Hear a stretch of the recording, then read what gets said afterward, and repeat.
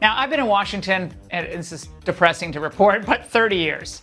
I have never witnessed what I'm witnessing now. A party with a narrow majority in the House of Representatives, everything on the line in the country, but committing a slow suicide, the party.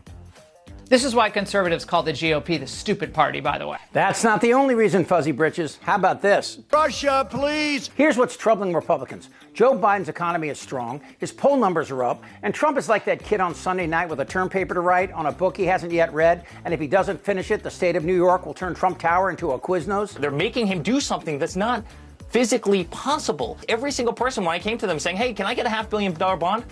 Maria, they were laughing. Add the fact that Republicans in the House are quitting, suddenly saying, it, I don't need this shit. And the new de facto voice of the party is this cow? Well, let's just say Republicans have had better times. This isn't their Republican Party anymore. Junior's right. The party belongs to Trump. And where that once seemed like a benign concession to getting pro-life judges, Republicans are learning there's a price to letting your dog shit in the House. First, George Santos was forced out, a perfect metaphor for the GOP. Santos, who literally lied about everything from being a Jew to his college to 9/11 to working at Goldman Sachs. You have no shame? Was expelled and his seat was taken by a Democrat who campaigned on the border. A Democrat. Remember that. Then Ken Buck, a Republican from Colorado, resigned early, causing Daisy Reach-Around to be pushed out of contention for the seat by an early election she'd have had to resign in order to compete in. She wasn't happy. Dude, just how many puppies were eaten alive on Fauci's watch? And this guy, Mike Gallagher from Wisconsin, is doing the same. Mike Gallagher made an affirmative decision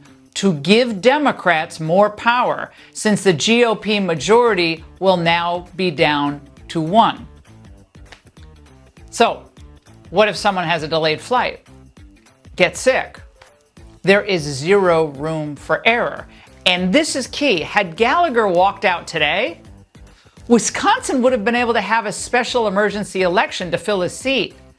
But now, because he's putting it off till April 19th, it remains vacant until next year. Again, this pains me to say this. Thanks, Mike. Hope future Speaker Hakeem Jeffries sent you a nice fruit basket today. I love watching Tweety Bird's brain muscle spasm. Gallagher is an Iraqi war veteran and chaired a committee protecting us from all that is China. While Gallagher was pulling dead friends away from IEDs, Tinkerbell here was seating people at the Cheesecake Factory. The Mike Johnson GOP House majority, once formidable, is now so slim if you took it outside it wouldn't cast a shadow. And Dairy Queen isn't helping. This is a betrayal of the American people. This didn't start with Waffle House. Late last year, when Matty Teenthrob wanted his name in the papers, sex charges against me, he took a swing at Kevin McCarthy, and the whole thing got ugly. Declaring the office of Speaker of the House of Representatives to be vacant. Now Republicans are looking back at Kevin McCarthy with a wispy, oh, he wasn't so bad. McCarthy might have been the biggest weasel in the GOP, who stood up to Trump on January the 6th. Last week's violent attack on the Capitol was undemocratic, un-American, and criminal. The president bears responsibility. Then 3 weeks later, he was down at Mar-a-Lago, giving him a spray tan. Now he's back in Fresno, selling used cars while his party self-destructs.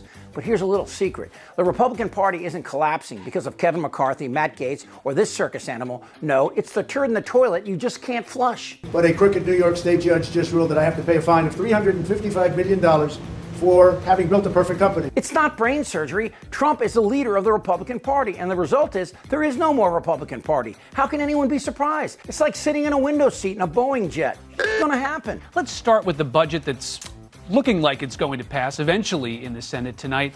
Do you think Speaker Johnson and Republicans got the best deal here that they could have gotten? Oh, I don't know. I mean, Speaker Johnson, Speaker McCarthy, I think, got a better deal. But remember, they got rid of him. Rich, all you got to do is look back to November, the November midterms where the House Republicans underperformed. Look back to Georgia.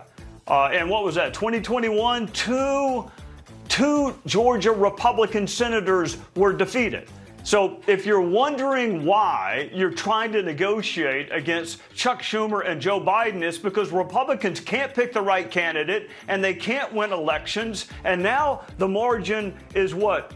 Razor thin in the House. They're on the verge of losing the House. They got nobody to blame but themselves for picking the wrong candidates, running bad races, and losing winnable elections. You and I would not be talking about Speaker Mike Johnson had it not been for Matt Gaetz and and 7 of his comrades who decided to pursue fame and get rid of Kevin McCarthy. What have they gotten as a result of that? I filed the motion to vacate today. Now, the reason Dairy Queen tried to remove Johnson is simple. The budget has a provision for aid to Ukraine, and Trump doesn't want it because... Would you now, with the whole world watching, tell President Putin, would you denounce what happened in 2016, and would you warn him to never do it again? But unlike the border bill, which we'll get to, the budget bill has to pass or the government shuts down. Now, everybody but this pig farmer wants a government that works, despite all the MAGA BS about the deep state. Here's my plan to dismantle the deep state and reclaim our democracy from Washington corruption once and for all.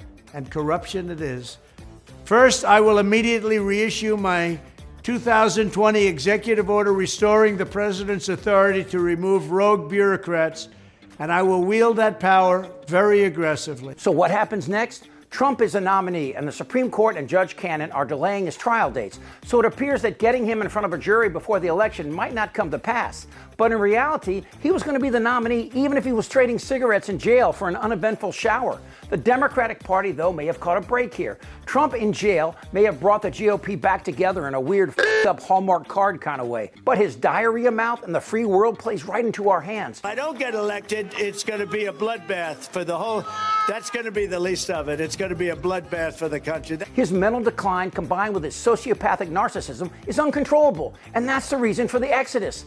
Unlike Rubio, Cruz, Graham, and Rand Paul, some Republicans have principles and honor the nation that is not as far apart as MAGA would like you to believe. And that's why Republicans are saying adios. Nobody is going to be deported. There will not be another foot of wall constructed on my administration. Period.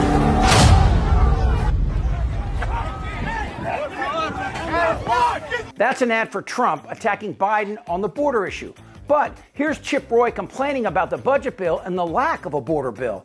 But I can promise you, if you put a Ukraine bill on the floor and you haven't secured the border, there's going to be a problem within the ranks on Capitol Hill. So let's focus on doing our job. Hey, Congressman. A bipartisan Senate bill by conservative Republican James Lankford never reached the House floor because it was defeated by Trump and your boy Mike Johnson, only because Trump wanted to run on immigration, and he can't do it if there's an effective bill in place that answers every Republican complaint. The border bill ended catch and release, holds migrants in detention until their amnesty hearing, and will shut down the border when the traffic reaches a minimum number of encounters. And Trump and your boy Johnson opposed it, so shut your hole. This isn't the end of Trump. He's a shit stain that will last long after that first shovel of dirt lands on his face. He's given life to white supremacy, misogyny, and religious bigotry, and he still has a loyal base who hate this country. The GOP, the stupid party, by the way. Alas, the canary is dead, and the Republicans are starting to assess the task ahead. Are there enough of them to make a difference? That's the wrong question. We need to be asking this. Are there enough of us to stop him? You can't let that happen to me. Who's with me? Am I wrong? Damn right. Yes. Tick-tock. You're in a lot of trouble, Johnny. Follow, like, and hit notifications as Really American keeps you up to date on the latest Republican cult lie in this very important year. For Really American, I'm Chip Franklin.